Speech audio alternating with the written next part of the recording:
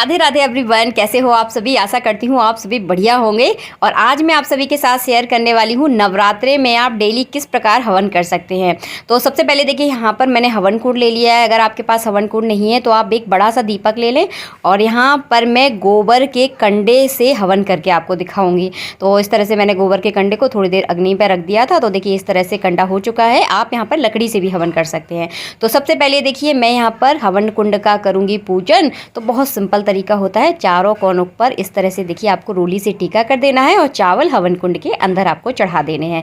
तो जो हवन कुंड का पूजन हो जाएगा। आप हवन कुंड का पूजन करने के बाद देंगे हम यहाँ पर आहुति। तो सबसे पहले देखिए हवन जब हम करते हैं तो 5 बार घी की आहुति दी जाती है। तो सबसे पहले आपको यहाँ पर घी से आहुति देनी है। हो सके तो यहाँ पर गाय के घी का आपको यूज़ करना है।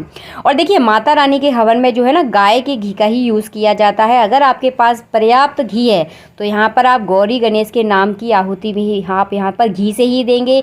नवग्रहों की आहुति भी आपको घी से ही देनी है। और माता रानी का जो भी आप हवन करना चाहते हैं उनका जो भी मंत्र है आपके पास, जो भी आपका गुरु मंत्र है, तो वो आप घी से ही उनकी आहुति दें। अगर आपके पास इतना पर्याप्त घी नहीं है तो यहाँ पर आप साकल्य का भी यूज़ कर सकते हैं, यानी हवन सामग्री जिसे साकल्य बोला जाता है। तो सबसे पहले हमें यहाँ पर गौरी गणेश की नाम की आहुति देनी है। उसके बाद आप नवग्रहों की आहुति देंगे। इसके बाद देखिए माता रानी के किसी भी मंत्र से आप आहुति दे सकते हैं। 11, 21, 51 जितनी देखिए आपकी श्रद्धा है, आप देना चाहते हैं इसी संख्या में जो है ना आहुतियाँ दी जाती हैं। तो देखिए इस तरह से आपको आहुति देनी है।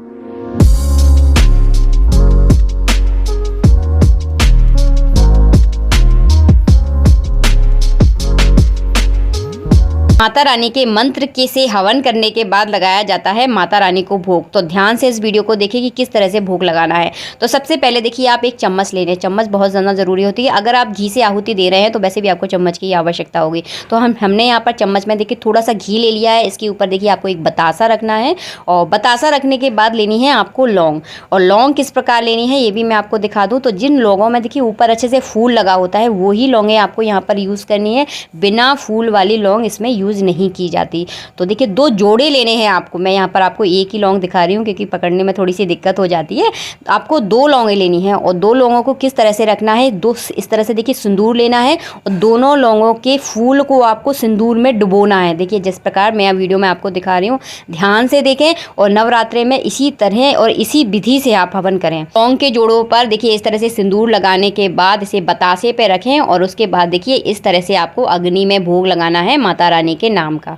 इस तरह से देखिए भोग लगाया जाता है। ये भोग कितनी बार लगाना है ये भी मैं आपको बता दूं। आप 3 बार लगा सकते हैं, आप 5 बार लगा सकते हैं। तो इस तरह से आप, और हाँ नवरात्रि में बतासे बहुत ज़रूरी होते हैं, लौंगें बहुत ज़रूरी होती हैं।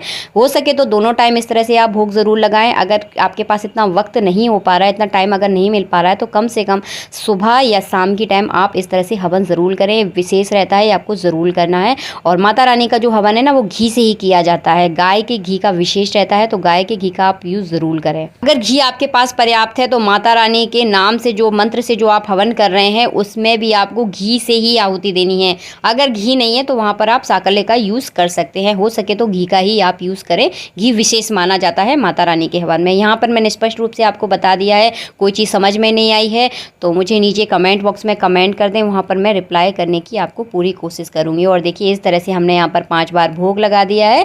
तो देखिए इस तरह से बढ़िया से हमारी जो है अग्निदेव है ना वो प्रज्वलित है। और कहते हैं कि अग्नि के द्वारा जो है ना भोग लगाया जाता है वो बहुत जल्दी हमारे देवी देवताओं तक पहुंच जाता है। तो माता रानी तक ये भोग बहुत जल्दी पहुंच जाता है। इसी तरह से देखिए नवरात्रि में आपको भोग लगाना है। जल का आचमन आपको ज़रूर करवाना है।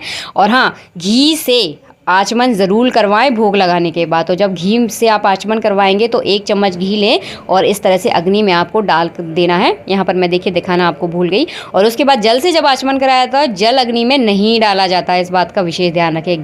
घी से आचमन करवाते हैं तो घी हवन कुंड में डाला जाता है, जल नहीं डाला जाता। इसके बाद देखिए एक विशेष चीज़ नवरात्रि के हवन में मैं यहाँ पर आपको बता रही हूँ। अगर आपके घर पर किसी की बुरी नज़र है, आपके घर को नज़र लगी हुई है, आपको नज़र लगी हुई है, किसी बुरी आत्मा का साया अगर आपके घर में है तो आपको यहाँ पर गूगल लेना है। तो गूगल मार्केट में आपको आसानी से मिल जाएगा और गूगल की धुनी जो है ना आपको अपने पूरे घर में देनी है। तो देखिए इस तरह से हवन कुंड में आप थोड़ा सा, जब हवन कुंड का पूजन और आहुति वगैरह सब कुछ हो जाए उसके बाद देखिए थोड़ा सा गूगल इसमें डाल दें। और गूगल की खुशबू बहुत अच्छी होती है। अगर किसी आत्मा का अगर साया नहीं है, नज़र अगर नहीं भी लगी है ना तो इसकी खुशबू बहुत अच्छी आती है और इससे जो है ना हमारे घर की नेगेटिव ऊर्जा खत्म होती है। सबसे अहम बात ये होती है। तो आपको ये धुनी जो है ना पूरे घर में ज़रूर देनी है। हवन कुंड को हाथ से ना पकड़े, नहीं तो हाथ जल जाएगा। इसे एक प्लेट में रख लें, अच्छे से पकड़ना है, कपड़े वपड़े ना जला लें, इस बात का विशेष ध्यान रखें।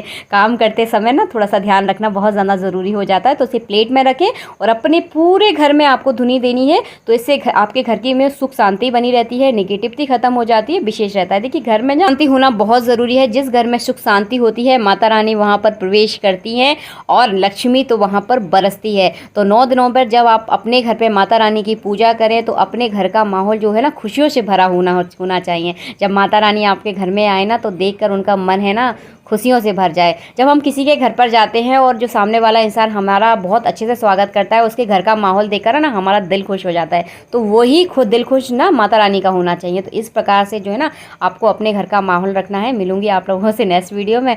बातें बहुत ज़्यादा हो गई हैं। जय श्री राधे। और इस बात का विशेष ध्यान रखें, जो बातें मैंने आपसे कही हैं इन बातों का ध्यान रखना देखिए बहुत ज़्यादा ज़रूरी हो जाता है। नवरात्रि के 9 दिनों में जब हम अपने घर में पूजा करते हैं तो बहुत सारे नियमों का हमें ध्यान रखना चाहिए। पूजा में अगर थोड़ी बहुत गलती हो जाए तो कोई मायने नहीं रखती, माता रानी जो है ना हमें माफ़ कर देती है। लेकिन नियमों का हमें विशेष ध्यान रखना है, जैसे कि ब्रह्मचार्य का पालन हमें करना है। लहसुन प्याज 9 दिनों तक हमें अपने घर में नहीं बनाना है, क्योंकि माता रानी की जो है ना हम अपने घर में पूजा कर रहे हैं, उनको अपने घर में हमने बुलाया है।